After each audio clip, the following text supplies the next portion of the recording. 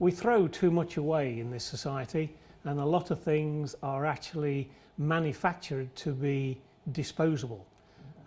We ought to be reusing the world's resources a lot better. We're here on a Repair Cafe day, and we repair anything that the public wish to bring through the door for us to repair, rather than throwing it away and wasting it.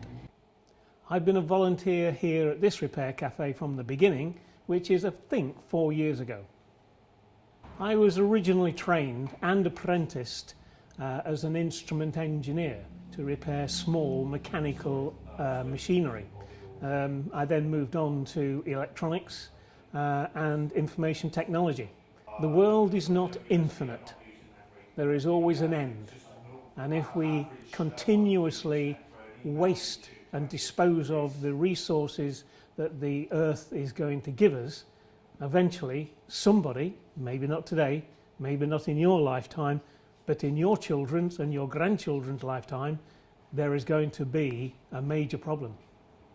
Thank you. I know the Somerset film created the engine room as a forward-facing public resource, and we use the engine room to deliver the Repair Cafe.